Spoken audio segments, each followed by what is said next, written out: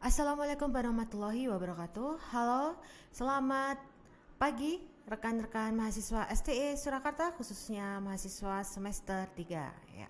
Bertemu dengan saya Astuning Sahasini pada mata kuliah Intermediate Accounting. Selamat datang juga buat teman-teman untuk menuju ke semester 3.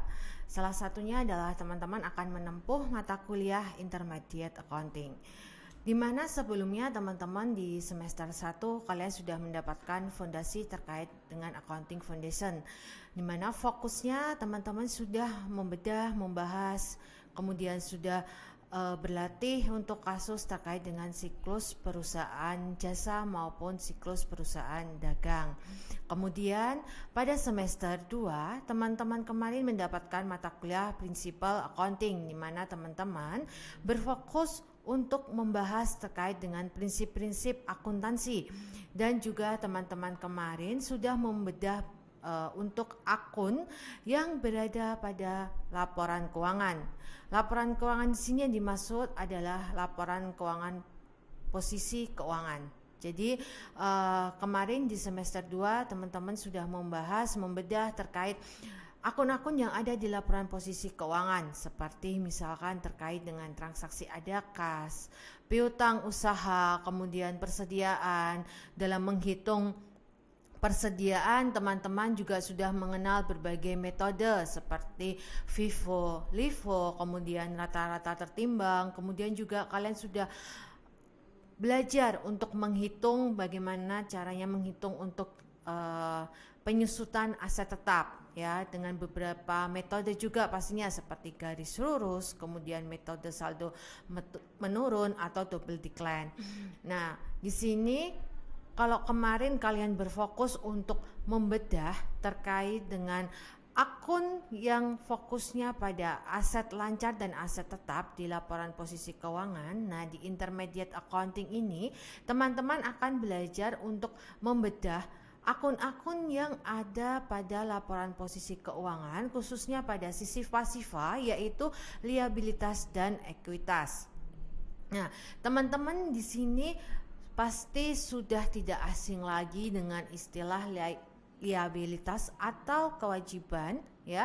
Kemarin waktu di semester 1, di semester 2, mungkin ketika belajar untuk transaksi membuat jurnal ya teman-teman, tanpa disadari kalian itu sudah belajar terkait dengan liabilitas jangka pendek, seperti misalkan membeli persediaan ya, atau membeli peralatan secara kredit. Nah, berarti kan teman-teman mencatat utang usaha juga pada kredit. Nah, nanti di sini di Intermediate Accounting kita akan membahas beberapa materi terkait dengan kewajiban, misalkan utang usaha.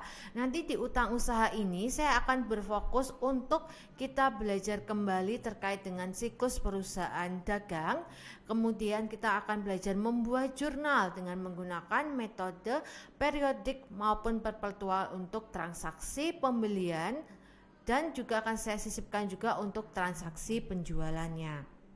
Kemudian teman-teman juga akan belajar terkait dengan utang wesel jangka pendek, di mana terkait dengan waktu jatuh temponya sendiri, liabilitas itu dibagi menjadi dua, yaitu liabilitas jangka pendek dan jangka panjang. Kalau jangka pendek untuk durasi jangka waktunya adalah maksimal 12 bulan. Kemudian kalau untuk jangka panjang itu lebih dari 12 bulan. Nah, di sini teman-teman akan belajar terkait dengan wesel bayar ya, sebuah surat perjanjian tertulis di mana di situ tertera terkait dengan perjanjian untuk bunganya, jatuh temponya ya, pinjamannya berapa. Nah, misalkan ketika membeli sebuah kendaraan ya, misalkan harganya 25 juta, dibayar tunainya baru 10 juta, sisanya dengan menerbitkan wesel bayar. Bagaimana jurnalnya untuk mencatat ketika penerbitan utang wesel, kemudian untuk mencatat penyesuaian bunganya, dan ketika pelunasannya. Nah, nanti akan dipelajari pada utang wesel jangka pendek. Kemudian teman-teman juga akan belajar terkait dengan utang dividen ya, dimana ketika kalian memiliki kepemilikan ya di sebuah perusahaan ya, kalian memiliki kepemilikan saham, pasti nantinya akan ada pembagian dividen ya. Bagaimana itu nanti pencatatannya ketika pengumuman dan pembagian dividen. Selanjutnya teman-teman juga akan belajar terkait dengan utang deposit pelanggan, kemudian akan belajar terkait pendapatan diterima di muka juga, yang mungkin ini juga kalian sudah pernah mendapatkan juga ya ketika di semester 1 terkait dengan jurnal penyesuaian pada perusahaan dagang maupun pada perusahaan jasa ya. Kemudian kalian juga akan belajar terkait dengan provisi, di mana nanti di bab provisi ini kita akan membahas terkait dengan pengakuannya, kemudian membahas terkait dengan jenis-jenis provisi itu apa saja sih, kemudian juga pengukurannya bagaimana, kemudian contohnya ya ketika ada sebuah undian atau kupon atau biasanya kalian kalau berbelanja di Matahari atau di Superindo misalkan kalian mendapatkan voucher, nah itu bagaimana sih pencatatannya sendiri. Nah nanti akan kita pelajari di bab terkait dengan provisi.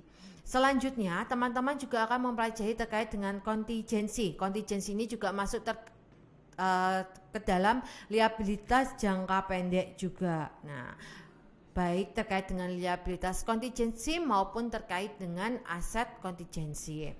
Selanjutnya, nah tadi kalau kita sudah berfokus untuk membahas terkait dengan liabilitas jangka pendek, nah sekarang akan belajar terkait dengan liabilitas jangka panjang. Di mana di sini fokusnya kita akan membahas terkait dengan obligasi, kemudian wesel jangka panjang, kalau tadi jangka pendek, sekarang jangka panjang, serta penyerahan aset non kas ya untuk melunasi utang ya. Jadi kalau misalkan kalian pinjam ya ke bank ya, kemudian kan pasti ada jaminannya ya, jaminannya entah berupa sertifikat atau jaminan yang lain, bagaimana itu pencatatannya.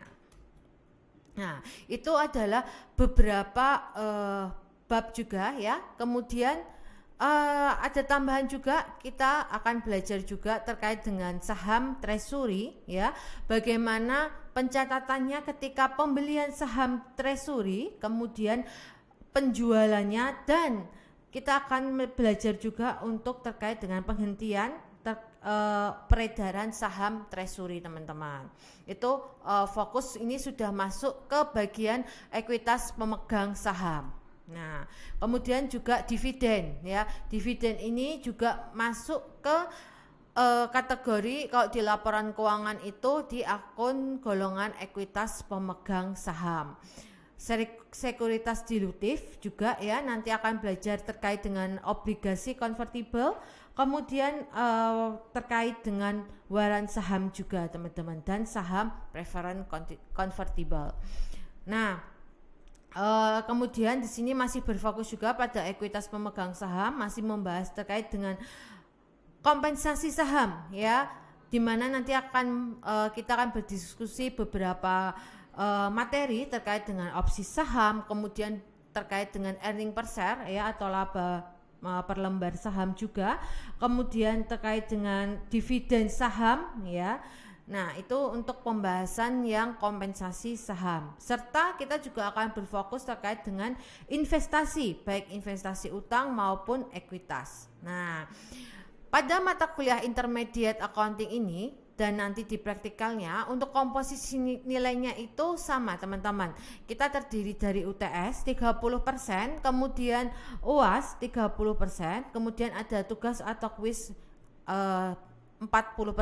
Dan nanti silahkan teman-teman juga join ke dalam Google Classroom, karena biasanya saya akan share untuk terkait dengan tugas atau kuis itu pada Google Classroom. Dan silahkan juga teman-teman untuk membuat grup dan bergabung juga ya, supaya nanti kita lebih mudah dalam berkomunikasi ya teman-teman semuanya. Nah, begitulah teman-teman untuk terkait dengan gambaran secara umum untuk mata kuliah intermediate accounting, dan nanti kalau untuk praktikalnya bedanya adalah kita langsung membahas terkait dengan kasus-kasusnya teman-teman. Jadi fokusnya kita membedah akun-akun yang ada pada laporan posisi keuangan, khususnya pada golongan liabilitas dan ekuitas pemegang saham.